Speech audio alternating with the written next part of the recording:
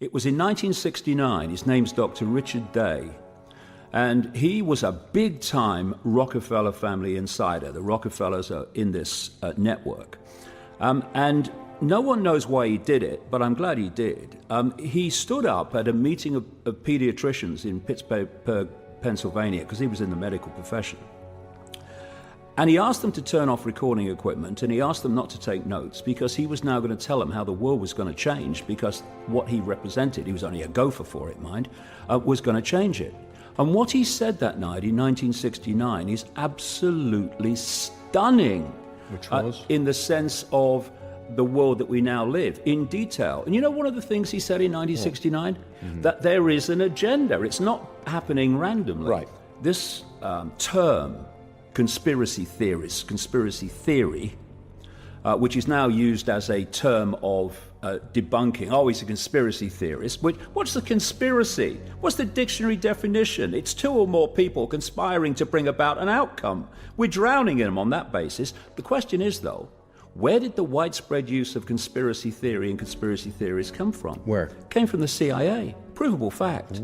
During the 1960s, when people staggeringly, I mean, you know, why would they, were questioning the fact that a magic bullet had gone through several people in Kennedy's car and ended up in him, were questioning the fact that his head went back as seen on the Zapruder film taken by an onlooker, and they blame a guy who's supposed to be behind him. Do they have bullets that do U-turns, do they? So people were questioning that increasingly. And the CIA put out a document, you can still, I published it in one of my books, to the major media in America, giving a list of things to use to discredit those that were questioning the Kennedy assassination. Of course, later Martin Luther King and the others of the 60s. And among them was, use the term conspiracy theory and conspiracy theorist, because what does that do? It gives the idea that it's only theory. Now, do conspiracy theories exist? Of course, because you say, well, looking at the evidence, you know, I think this is probably what happened. That's a theory. But if people read my books, a couple of them, one of them's 1,000 pages, one of them's not much smaller, you see enormous amounts of interconnecting evidence, not least from insiders and whistleblowers and what have you. Because once you do what I do, people are attracted to you to get the information out. You see, it's not a theory. It's backed up by substantial fact, but you can destroy all of that in one word or one phrase. Look at a human life. You come out of the womb and you're immediately influenced in your perceptions by your parents who've been through the process you're about to go through.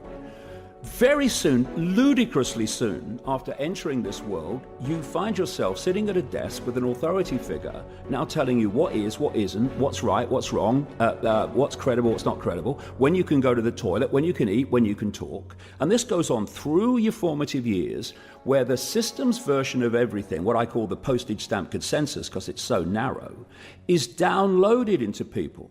And then they go off into the institutions, they become journalists, they become scientists, they become doctors, they become politicians, they become CEOs or whatever.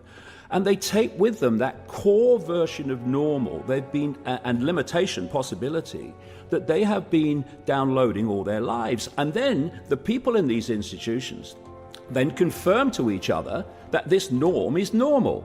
So a journalist who's doing a story about, say, a health situation won't go to an alternative practitioner who may have had great success in it. He'll go to a doctor who'll give him postage stamp normal. Defends itself and protects itself because of the crime of being different, which increasingly, that's what we're seeing. Not just increasingly, it's gone on throughout known human history. Religion police the postage stamp, science polices the postage stamp, politics polices the postage stamp, now the Twitter stormers police the postage stamp. But what happened to me was I was minding my own business. I mean, as Eamon said, I was saying, hello, good evening, here's the sport. And then during 1981, 1982, no, what was it? 1988, 89. I was a spokesman for the Green Party, and I was a presenter with the BBC, and I got this feeling increasingly through 1988 and then into 1989 when the Green Party had that massive European election success. I felt when I was in a room alone, I wasn't alone. I didn't understand it, know anything about it. And it got to the point in the spring of 1990 when I was in the Kensington Hilton Hotel working for the BBC. And I just finished working, and I came back to the room, and I sat on the side of the bed. And I looked out into the room, and the fact that there was some presence there I didn't understand was so tangible by now. I actually said into the room, if there's something there, would you please contact me, because drive me up the wall. About maybe a week later, 2 weeks later, I was with my son Gareth, a little boy then, and he went into a newsagent's shop, to cut a long story short. He was looking at the books, and I went in after him. It was at Ryde on the Isle of Wight. The shop's still there. And I said to him, come on, Gaz, we'll go up in the town and get some lunch. And as I turned, my feet wouldn't move, and I know what it was now, it was an electromagnetic field, but a very strange atmosphere was around me. And I wouldn't say, it wasn't a voice, it was a very strong thought form, right? It said, go and look at the books on the far side. Now, I knew that shop very well, I went to often, and the books on the far side were Mills and Boon and Barbara Cartland. What the heck am I going over there for? So anyway, I start walking in that direction in total bewilderment. And in among these books of, Barbara Cartland, etc., was this one which was called Mind to Mind, and there's a woman face on the front. And because it was different to the rest, I picked it up, looked at the blurb, and I saw the word psychic. And it was the autobiography of this psychic and how she works. And I thought immediately, I wondered if she'll know or pick up what the hell's happening to me in this last year. So I didn't tell her anything. I said to her was, I've got arthritis, maybe your hands-on healing might help, and nothing about what was going on. And when I went to see her, nothing happened the first time, but the second and third times, the atmosphere in the room dramatically changed, and I felt this like spider's web on my face suddenly while she's doing the hands-on healing stuff, which is just an exchange of energy. And of course my backside's now slipping down the bench now, because I'm thinking, I read about this in her book, that you can feel a spider's web like on your face, which I now know again is an electromagnetic field. And about 10 to 15 seconds after I felt this, never said anything to her, she launches her head back and says, this is powerful, I'm going to have to close my eyes for this one. And my bum's going more and more down the bench now, because this is all new to me. And in the next 10 minutes, and again a week later, that was the last time I went, she was telling me that she was being told to tell me that I was going to go out on a world stage and reveal great secrets. One man cannot change the world, but one man can communicate the message that can change the world. That I was going to face enormous opposition and ridicule and stuff, but they, whoever they are, will always be there to protect me. Now, I came out of that, not exactly neutral, but well, we'll see what happens. But what has happened since, all that she told me, and more, has unfolded in the most synchronistic way, like some force.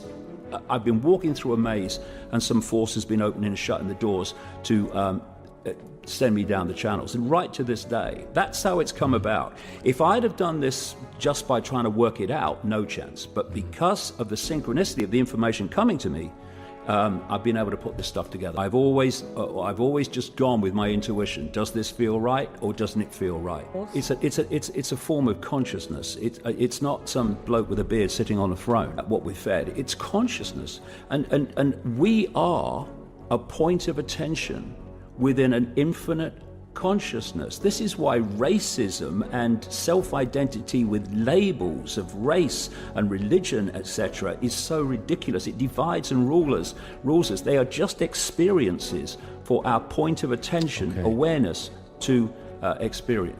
See the connections between them. You stop seeing pixels, you start seeing pictures, and then the world opens up, because it's the end game. Up to this point, human perception, which otherwise human control by controlling human perception, has been done by controlling information that people receive. The AI endgame, which they're openly talking about in Silicon Valley, people like the Google executive Ray Kurzweil openly, this is why so many people recently have come out and said, hold on, where are we going? About connecting the human brain or the human body thinking processes, the human mind, to AI. And what Kurzweil says is that after this connection, which he's talking about 2030, that's what he's given.